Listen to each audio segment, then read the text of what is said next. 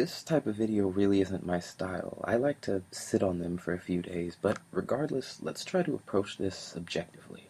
I invite you to do the same. Most of the information presented here is straight from police scanner audio and 911 calls, since the mainstream media mantra can paint a skewed picture. On October 1st, 2017, 64-year-old Stephen Paddock, a white retired American male with no criminal background or apparent automatic weapon training, at about 10:07 p.m. Las Vegas time, opened fire at a country club concert from the 32nd floor of Mandalay Bay Hotel.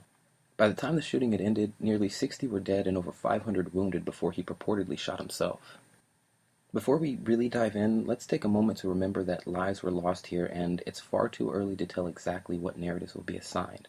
Gun control is a given, since loss of lives has a tendency to become political red meat. Ban the guns, or conversely, arm everyone, right? If the war on drugs or alcohol prohibition has taught us anything, it's that organized crime syndicates then become a major problem. Also, like alcohol, firearms can just be fabricated at home. My point is, we could benefit by working beyond such a binary template and realizing that this is about more than guns. We should allow comprehensive initiatives aimed at educating the individual behind the barrel and attempt to address the issues instigating the perception that murder is an outlet to express one's ideals. But not to get back on track, there were at least 2 reports of shots fired at Area Resort and Casino and in the Park area of New York, to which an officer and canine unit were sent to respond. What seemed like a coordinated inundation, shooting reports came in from the Michael Jackson Theater as well as the Excalibur, Paris, and Tropicana resorts. A strike team was actually sent to Tropicana. There were also reports of a suspicious device or package at Luxor. A second shots fired report then came in, again from Tropicana, shortly after the strike team had already arrived. It was quickly deduced the initial reports may have been a diversion, as negative shots fired in the other reported areas started coming in. Almost at the same time, the confirmed location of the downed suspect was reported to be inside room 135 on the 32nd floor of Mandalay Bay. Yet still more reports came in of shots fired at Caesar's Palace in Bellagio, again after the suspect was downed. Police did indicate there was a woman suspect, Mary Lou Danley, a girlfriend who had lived with Paddock in his retirement community. However, shortly after, she fell off the person of interest list. Now, Danley doesn't appear to fit the description of the woman who was reportedly screaming, "You're all going to die," into the crowd 45 minutes prior to the shots ringing out. Both women, however, have been the subject of evolving speculation. There are always going to be inconsistencies regarding the details of these attacks, but I remain skeptical of coincidence. At one point, Nevada Department of Homeland Security was planning for a mock terrorist drill. Also, there were Las Vegas ads for crisis actors on Craigslist weeks leading up to the attack. I'm not saying this was a farce. I'm saying I don't rule out the possibility of this being a concerted effort. Evidence suggests there may have been accomplices phoning in false information, and there were reports of a suspect seen running across the roof of a resort. Check it out. Just be advised, if you have anyone at the Tropicana at 23:30 hours, the subject that was on top of the valet brake from the casino, he was running across the roof right about before the valet pickup bins. Also, a man with a rifle was reported walking into the Bellagio 10, maybe 15 minutes after the shooting ended. Here it is. Just be advised, there's a male walking into the Bellagio. Just be advised, that's the Bellagio employee entrance. There's a male walking in with a rifle. Bellagio employee entrance. This would lend yet more credit regarding multiple shooters.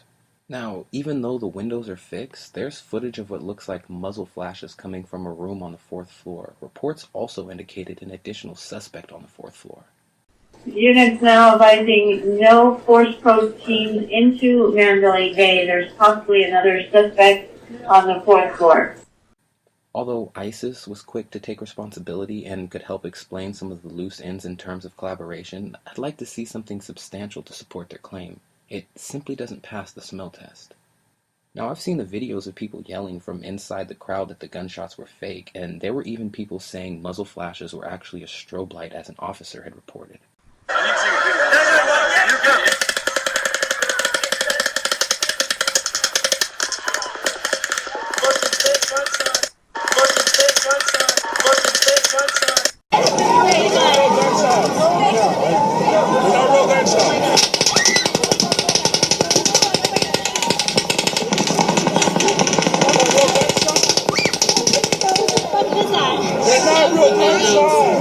Control, preliminary 35. I haven't seen any flashes from Mandalay, but if it is coming from Mandalay, there is a strobe light coming from one of those windows on the east side.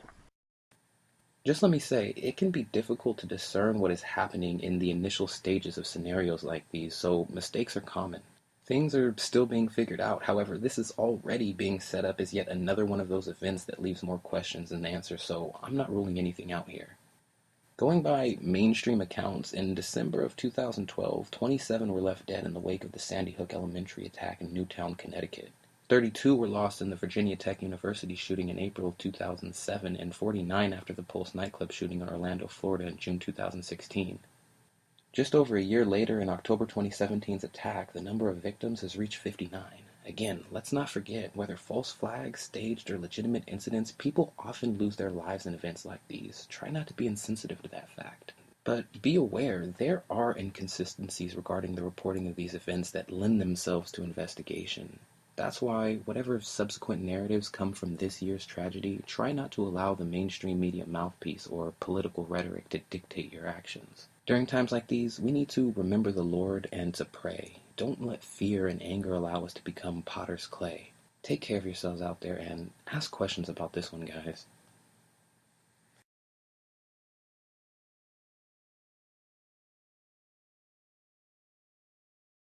Also heard from EMTs and some police sources that there were victims right there by the main stage, out there outside of Mandalay Bay, but we also heard that there were victims inside Mandalay Bay on the floor there. Now, we are getting a variety of reports, but let's say that is in fact the case.